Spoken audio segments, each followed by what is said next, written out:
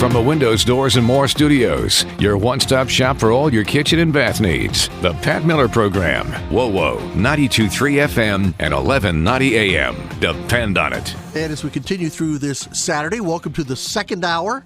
Glad that you are with us. Remember, if you miss a portion or all of a program, you can always go to wobo.com, click on the Pat Miller Program, and all 3 hours are logged on there as individual podcasts, so you can listen to some or all of the program. And I know a lot of you are doing that. I've been getting your emails, and thank you very much for that. On the line right now, one of our favorites, the favorite part, and I do mean this without equivocation, the favorite part of the lovely Mrs. Miller for the Pat Miller Program is when Philip Wegman is on. So, Kim, this one's for you. Philip, hi. Good afternoon to you. Hey, good afternoon, Pat.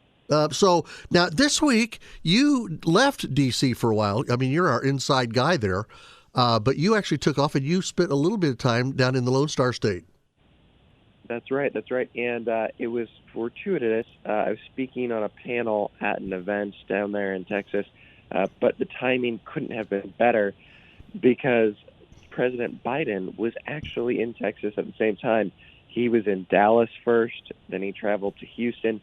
He's back in Washington, D.C. today, but the president, he didn't make any public remarks. Instead, he was at a number of fundraisers.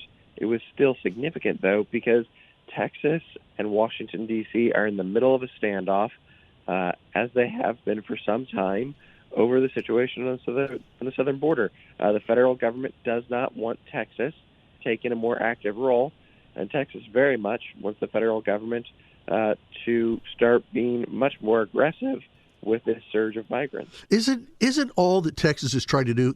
I know you weren't in broadcast then, but this is just like Obama and Jan Brewer in Arizona. This is the state saying, okay, listen, we're dying down here and you're not helping us. You have laws in place. If you were to enforce your own federal laws, we wouldn't have this problem. So we're going to step up and we're going to do state laws that mimic the federal laws, and we will enforce ours. And you're absolutely right. And this is what's nuts. I mean, okay, so you're going to sue the state of Texas and slap them down for enforcing a law that they came up with, which does nothing but mimic your law, but you're not doing anything about it. Yeah, so if you back up here just a little bit, it's definitely that Arizona law that did not face scrutiny at the Supreme Court. I believe it was in 2018. Sounds right. Where it was deemed unconstitutional. But so for the longest time, you had Republicans in the state house there in Austin pushing Governor Abbott to do more, and his response was, "Look, immigration is the responsibility of the federal government, and beyond that, we already saw what happened in Arizona. They tried to enforce, federal immigration law. They tried to deport illegal aliens, and it was struck down by the Supreme Court.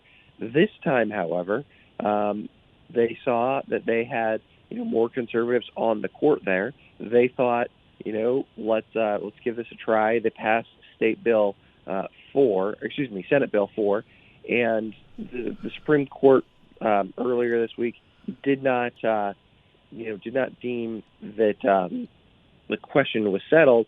Instead, it removed a stay from a lower court, and so for a little while there, Texas was, at least on paper, allowed to arrest and deport folks who were here illegally. That's what their state law allowed them to do. And this was a cataclysmic change because up until this point, all the states were in agreement. Immigration was the federal responsibility, not theirs. And so you have Texas forcing this fight with Washington, D.C. over immigration. And, as you pointed out a second ago, it is because these Republicans in Texas feel that the White House is not upholding their own responsibilities. What's the main thing on these little events that you had yesterday down in Texas as you were there with Texans? What is their main takeaway? Do they see the parallels between what was tried to be done in Arizona and what's being done in Texas? And isn't there an incredible parallel that Obama was the president that basically was slapping down Jan Brewer there on the tarmac in Phoenix, and he was the president to Joe Biden as the vice president. And now it's like this is the other head of the snake. Yeah, they're very aware. So I was speaking on a panel for a group called the Texas Public Policy Foundation. They're a think tank there in the area. And in my conversations with a few of the state senators and state reps there, they very much see those parallels. They see how history is perhaps sort of rhyming here. And, two things changed in their minds. One, there's a more conservative Supreme Court, so they feel like any effort might stand up better to legal scrutiny. But two, Governor Abbott is much more aggressive. He faced a more conservative primary challenger. He defeated him, but I think that the governor there sees that there's definitely an appetite for him to do more. And frankly, I think that beyond just this state bill, which is now in legal limbo because there's another legal stay against it. They're not enforcing this now, but Governor Abbott, as a political matter, by busing some of these migrants from South Texas to places like Chicago, New York, and D.C., these cities that declare themselves sanctuary cities, he's forced this debate, and it's no longer something that's very far away. Instead, he's basically saying, some of these liberals to some of these blue states that every city is now a border town. Well, that's right. And what's happened to the cities that are border towns, quotes in the air, that are not actually border towns? Look at Chicago, look at San Francisco, look at New York, and they are now starting to say, hey, you got to give us some relief here. We can't handle all this. Well, I thought you guys were down for the fight. I thought you guys were down for whatever. We love them all. Come one, come all. This is who we are as America. So now they're saying, oh, it's who we are as America, but it's not who we are as New York City. Yeah. And I think that, this is bare-knuckled politics. I mean, this is very much, you think this is our problem? No. This is your problem now. This is something that I think that Republicans would not have had the stomach for not too long ago. Governor DeSantis in Florida, he moved migrants from there to Martha's Vineyard. You've seen Abbott, but this is meant to do one thing and one thing only, and that is to sort of call out some of these liberal sanctuary cities and say, all right, well, if you are welcoming, here, shoulder your share of the burden. And so now, the White House is not just getting phone calls from Republicans. The White House is getting phone calls from some of their ideological allies who are saying, we can't handle this. Well, and there are some, and what we're talking about now are like large sanctuary cities run by Democrats. There are some mayors in Texas that are also Democrats. And some of them are feeling like their Democrat administration that they have fought for, voted for, that the administration is leaving them hanging out there to dry. I mean, I believe, here's what I think, Philip. This is just between you and me and the door gate. Nobody else is listening. Here's what I think is going to happen. If this keeps up, Biden is going to lose the election, and there's going to be a rift within the Democrat Party so broad and deep, they're going to create another party. And I believe that's going to happen. And it's going to happen because they have a president that they went out there and punched people's lights out to make sure that he got elected. And this is the payback they get. And they're saying this isn't payback the way we do it in Texas. So there's certainly a rift in the Democratic Party right now. And Biden has found himself in an unusual place. I mean, I remember catching Jen Psaki during a briefing accidentally saying that there was a crisis at the border. That was early on during the administration. Right. And it was significant because for 3 years, that's the one thing that they didn't say. They wouldn't say that there was a crisis at the border. Mm-hmm. That all changed when this White House backed a border reform bill that, eventually died in the Senate. But, it's no coincidence that this White House started talking about a crisis at the border during an election year. And so now there is no, border security bill that Biden can sign into law. He's in this weird spot where he says there's a crisis at the border, And if he takes executive action to address it, then the question is, why didn't he do that earlier? Right. Instead, it seems right now that for the most part, Biden has admitted that there's a crisis at the border, but he's not changing course. And so I think that, in the weeks and months ahead, you're going to see Republicans hammer this administration on immigration. It's an issue that polling suggests is favorable to Donald Trump. And it is going to be difficult for the White House to say, well, we inherited a broken situation, because they've been running the show now for 4 years. What's your take? Switching channels just slightly here, Philip. Talking to Philip Wegman from Real Clear Politics, just back from Texas. What's your take on the whole understanding that they're going to bury Trump in legalities? They're going to keep doing this court nonsense and pushing it, because it doesn't matter if they win the case or lose the case, or if he ends up being indicted or whatever. It only matters if they can carry the fight beyond the election. That's their goal. Well, that having been said, is this now the way we do politics here? Is this the end game now? That if I don't like Philip Wegman, I'll just take him to court and make him defend himself over stuff that's nothing, just so it keeps him out of my way? Well, please don't sue me. Oh, come on, Philip. Yeah, so the argument from Republicans is that all of these lawsuits, all of Donald Trump's legal jeopardy, is a continuation of the campaign, that none of this would happen if he wasn't running for president again. And certainly, if you look at some of these cases, for instance, what's going on there in New York, where he is being he was indicted for overvaluing his assets. Some of this is starting to look a little superfluous, and I think that certainly that played to Trump's strength in a primary. He could go to Republicans and say, they're not so much coming after me, they're coming after you, but I'm in the way. Yeah. We'll see if that works in a general election. But when I look at some of these cases, and the guy has 91 counts against him, some of these things are things that he opened himself up to. For instance, the special counsel, he had those classified documents, and there's a good argument that he mishandled them. Some of the other cases, though, for instance, the Fannie Willis prosecution, right, that's happening in Georgia, or the one that's happening in New York, when you look at the political motivations of those prosecutors, it's easy to see that perhaps this is more than just do justice under the law, that maybe there's a political motivation here as well.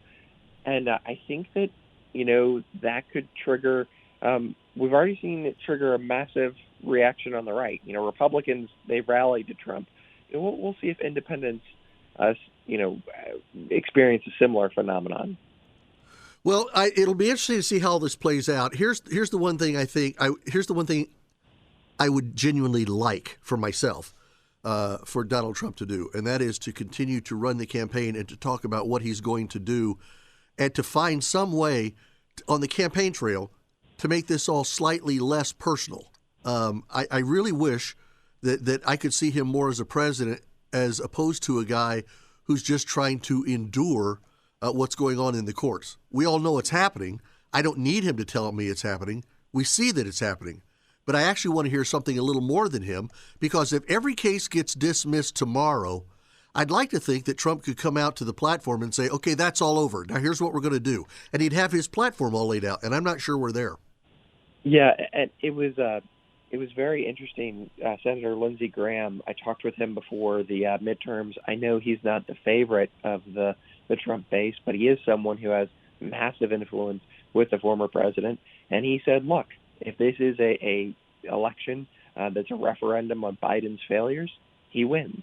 If it's a referendum on who Donald Trump wants to get revenge on, well, then it's completely different. Yeah. What changed between then and now, though, was all of these legal cases. And I think that, the calculus has changed because, to your point, Trump is very much, fighting for his life and for his, for his estate. If he loses, in some of these cases, he could be in prison for a very, very long time. Well, and business-wise, it mess up not only Trump as a businessman, but both sons and his daughter. I mean, it would be far-reaching. There'd be a lot of people that would be deeply, deeply impacted. Thanks very much for making time on your weekend with us, Philip. We always appreciate you. Glad you made it back from Texas. I actually lived there for 2 years, and I'm still alive. But we're just very glad that you're with us. We'll look forward to seeing you again next week, okay? Thank you, Pat. This is the Pat Miller Program on WOWO, 92.3 FM and 1190 AM, and on the WOWO app.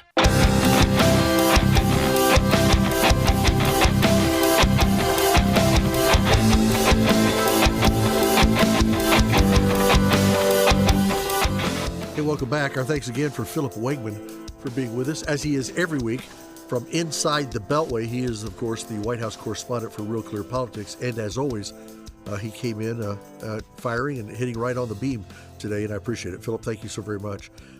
As we get ready to head toward the bottom of the hour here in our second hour, I've got about 3 minutes here. Let me talk about something. This is now Kamala Harris, and I know some of you right now, as soon as I said Kamala Harris, some of you literally went, I'm sorry, who? I mean, I know the name sounds familiar, but I can't quite place it. She's your vice president? Oh, yes. I know who she is. Yeah. So Kamala Harris, and she is now on her 6th stop on the Kamala Harris Fight for Reproductive Freedoms Tour. The Fight for Reproductive Freedoms Tour. And this is her 6th stop. How many stops did she make so far as the czar for this administration for the southern border? Was she not the one that President Biden said, this is our woman, this is the one that's going to do it, she's going down there, so I don't have to? That's not what he said, but that's what he meant. And she's made how many trips to the border? One? But she now is on her 6th stop on the Fight for Reproductive Freedoms Tour. She's promoting the administration's position on abortion and reproductive rights. She's appeared at Planned Parenthood. She has spoken on the Republican Party's lack of women's rights and the fact that women are denied these rights. She has spoken out on the decision to make abortion legal and to restrict women's abilities to get an abortion. Okay, to make abortions legal.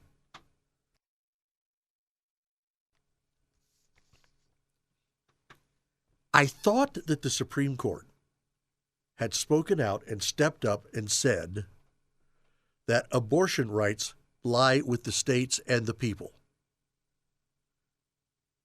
Check your amendments on your Constitution and you'll find out why it's that way. But that hasn't satisfied them on the left, has it? She spoke out and she said this, and I quote the Vice President of the United States. In states around our country, extremists have proposed and passed laws that have denied women access to reproductive health care, and the stories abound. Well then, Madam Vice President, then go out and do this. Why don't you go out and campaign against the Constitution? Because it is there that your problem lies. Campaign against the Constitution of the United States, and don't do it with veiled moves or fades and dances. Come right out and say, this is what we're doing. We're going against the Constitution, and we're going against the... Well, you can't do that. Why not? If that's what you're doing in actuality, why not just come out and say it? That's my only question. More coming up after the bottom of the hour. Glad you're with us today. Here on this Saturday, here on WOWO 92.3 FM, 1190 AM. This is Pat Miller with the Pat Miller Program, and so very, very glad that you're with us yet again.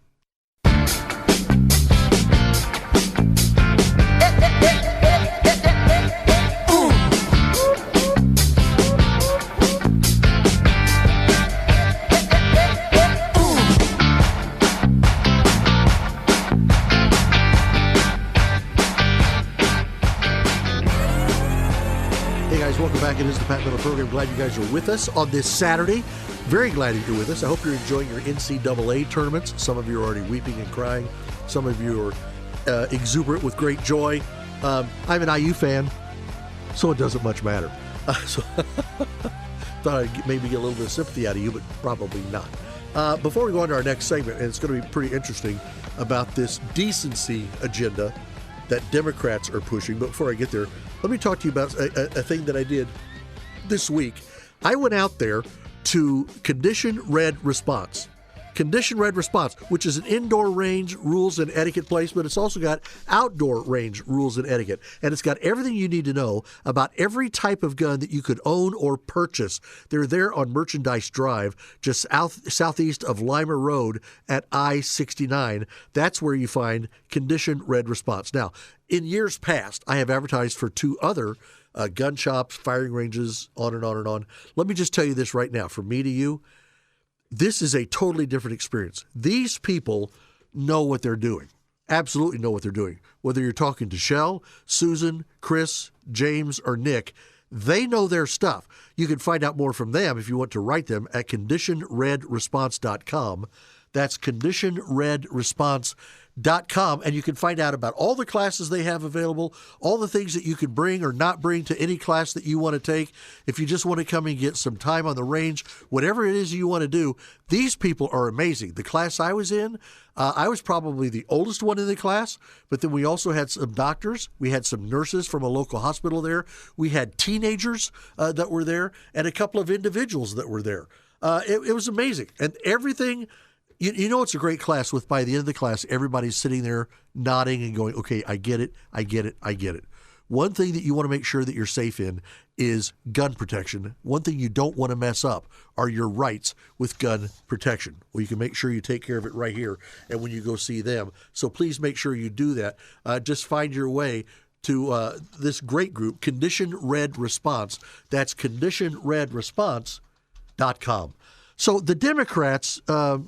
The term Orwellian is overused a lot in modern political discourse because the authoritarian regime of George Orwell's classic novel is an easy comparison for whatever thing the speaker wants to argue against in whatever the political debate of the day is. But sometimes the comparison is truly, truly deserved. Like when politicians seek to quell political discourse by torturing language itself to suit their ends and to disparage their opponents. For example, radical progressives are using the term decency to cover up legal, indecent, and morally reprehensible materials in the hands of school-age children. This is exactly what's going on right now, for example, with the Maryland General Assembly. A few weeks ago, the Speaker of the House of Delegates, Adrian Jones, a Democrat, what? A Democrat from Baltimore County, announced what she calls her decency agenda. Now, if I say decency agenda, what kind of things do you think should be involved in there? The way we should live, the way we should eat, the way we should provide for each other, the way we pay our taxes, the way we buy our homes and protect our homes. Well, what could be wrong with the decency agenda? To her credit, her team is pretty adept at selling her supposed decency angle. I am not asking for Marylanders to believe in what I believe in or to compromise their values. We know that we will never agree on everything, and we shouldn't. To me, decency is about respect. Respect for our community, coworkers, friends, and family. Okay, up to that point. But if politicians had to name their bills and agenda to accurately describe what's in them, then most of them would be out of a job in a heartbeat. In reality, Jones' decency agenda is merely clever marketing, even a slight glancing blow, cursory look beneath the surface, which reveals what this whole thing is really about. Are you ready? Remember, this is decency. The decency agenda includes several non-discrimination bills. One is the Freedom to Read Act, which would take away the ability of local libraries that receive state funds to regulate or restrict access to pornographic materials. I didn't say that with a wry smile or a glancing blow here. I'm not exaggerating. Anyone paying attention to debates about the content of public school libraries over the past several years, including all the allegations of book banning, is familiar with the caliber of smut and garbage that the radical agenda are trying to foist upon our kids. In truth, this bill literally guarantees access to indecent materials, which is the term that the Maryland Code used to describe this kind of stuff. And so we arrive at the proper definition of the word Orwellian. Jones may as well have declared, war is peace, freedom is slavery, ignorance is strength. I mean, after all, if exposing school-age children to sexually explicit materials is now the decent thing to do in Maryland, then words have no meaning anymore. Let's be clear about this. There is nothing decent about sexualizing our young children. The seemingly nationwide obsession with doing so among some public school leaders is beyond disturbing. Public schools are supposed to be focused on teaching, and it should be teaching on reading and writing and math. You remember reading and writing and arithmetic, talk to the tune of a hickory stick? Yeah. The only thing standing between where we are now and where the radical progressives want to go are the tried and true institutions of civil society. And here they are. Folks, write these down. These are your stopgaps. Are you ready? Family, religion, and common decency. And that's it. That's all that we have that stands between us and insanity. The progressives in Annapolis, Maryland, are doing their dead level best to tear down those three things and to destroy the foundations of our society. But that's exactly what this is all about, exactly to the T. If the radical activists in our school systems left discussions of sexual ethics and values to families, then kids might actually disagree with them, and the progressives simply can't allow that.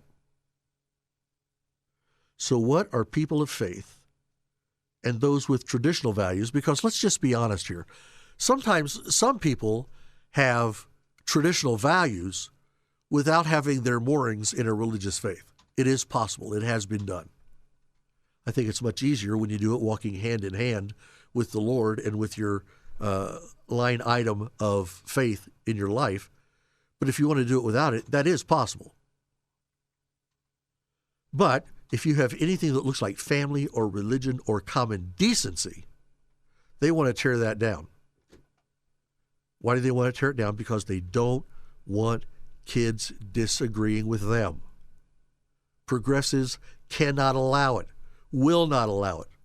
So what are people of faith and those with traditional values supposed to do to meet and to confront this trend? We can't confront deception with deception.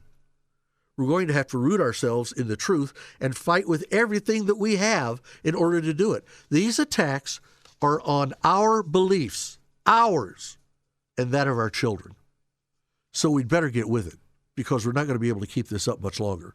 If we keep giving away our standards of belief little by little, here a little and there a little, if we keep this up, we will be standing on rickety pegs made out of nothing but rotten bamboo. That's all we'll be standing on. And it won't take much of a wave or a wind to wipe us out. The way to scramble and to find out what it is that you really believe is not after it's been taken from you, but just before. So we better find out. You need to find out. Your family, your church, wherever it is you grab your faith, what is it you guys believe? Because that's where you need to be. And we'll find it out more as we move ahead. More coming up straight ahead. Thanks for being with us here on WOWO 92.3 FM and 1190 AM. This is the Pat Miller Program on WOWO 92.3 FM and 1190 AM and at WOWO.com.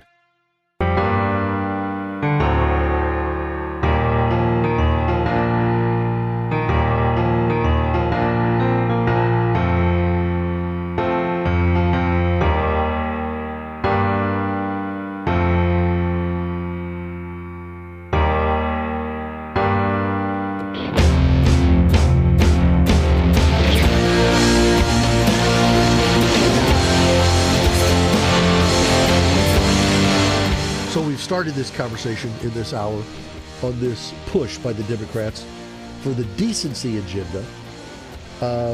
And this is an agenda where through schools and libraries in another state, in this case Maryland, and the workings of their General Assembly, their House of Delegates, they're pushing this decency agenda. If I would have asked you, name the things that we can do to teach our kids to be more a climate of decency, would any of us have come to the conclusion that the best way to get there is by introducing pornography for kids? Look, I'm not exaggerating any of this. Anybody that's paying any attention to the debates about what's going on inside of public school libraries over the last several years, all the allegations of book banning, is familiar with the level, the high order, the top shelf, the caliber of smut that the radical progressives are trying to just shove off onto our kids. This bill literally guarantees access to indecent materials. Indecent, which is the term that the Maryland Code used to describe this kind of stuff. And so we arrive at the proper definition of the word Orwellian, as we talked about at the start of our last segment. Public schools should be focused on teaching the fundamentals of education, not the fundamentals of sexuality. They should be focused on indoctrinating kids with sexual materials, and they should not be focused on that. And they should not be focused on the ideologies to suit the vested interests of those in Annapolis and Maryland. If the people there in Maryland, yeah, but they're liberal, yeah, but they're East Coast, I get all that, but they're still people. These people that sit on these school boards are either have kids in the school system or they've had them. What are they thinking?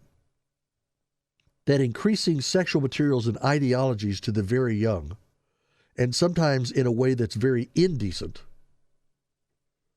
how do you ever arrive that that's the better way to go to teach our young kids what you want them to know? This is not just about books in libraries or school libraries, public or school. It's just another stepping stone along the way. The only things standing between where we are now and where the radical progressives want to go are the tried and true institutions. This is where we left off in the last half hour. The tried and true institutions, family, religion, and common decency. But that's exactly what this is all about. If the radical activists in our school systems left discussions of sexual ethics and values to families, then the kids would be learning about it. But they would learn about it in a way that mirrors the beliefs of their families and their faith and their friends. And you might find out that some of those people, the progressives, might be on the outside looking in. So what are people of faith and those with traditional values supposed to do to meet this trend? We need to find out what we think the root of truth is. What is the root of truth? Is it the Constitution? Obviously, it was at play back there when this thing was written. Is it in our Declaration of Independence? Obviously, the same thing applies.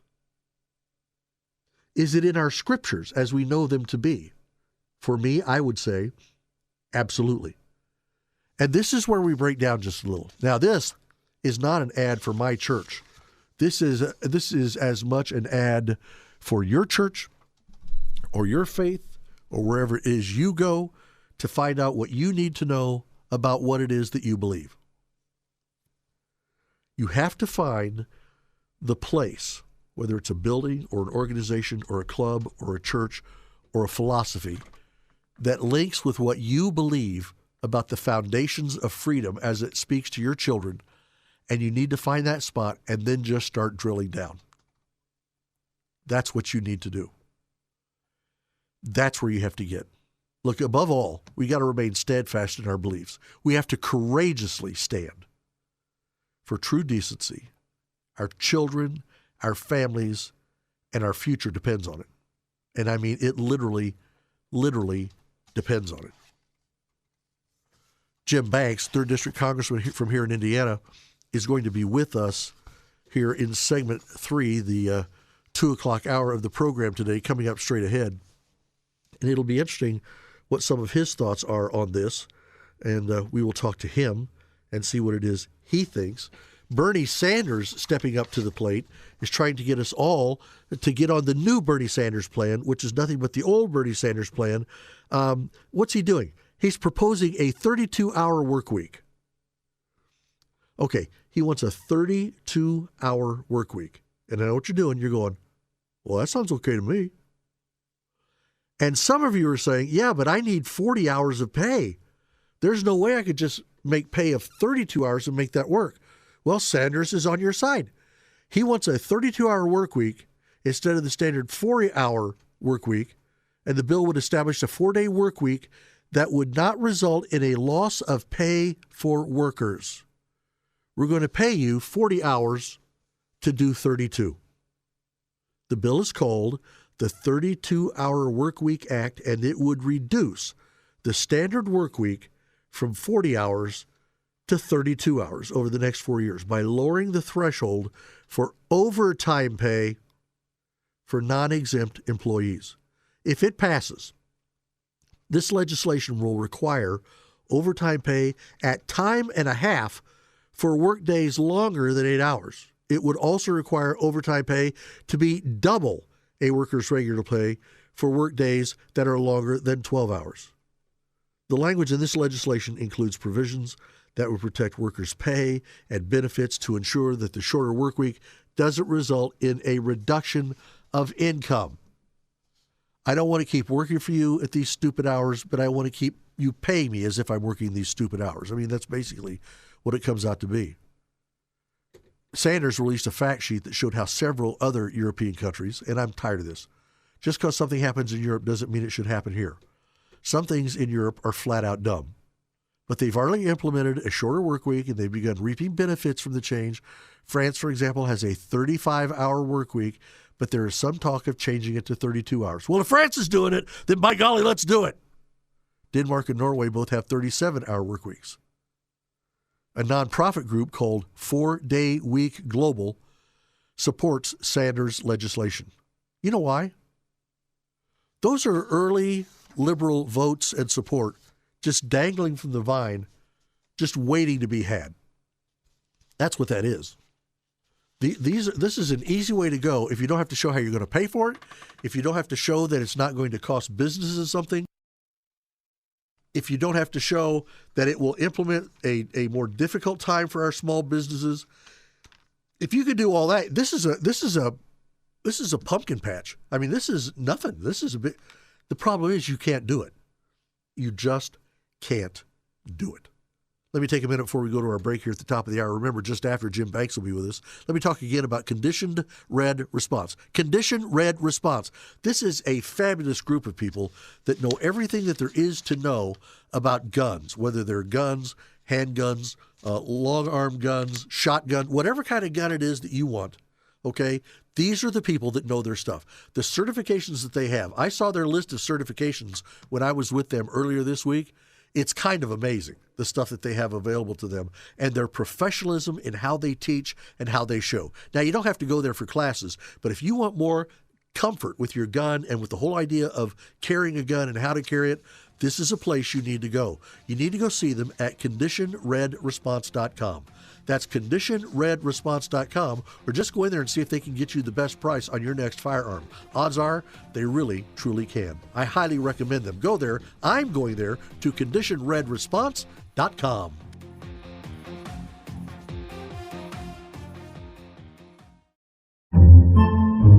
Podcasts by Federated Media.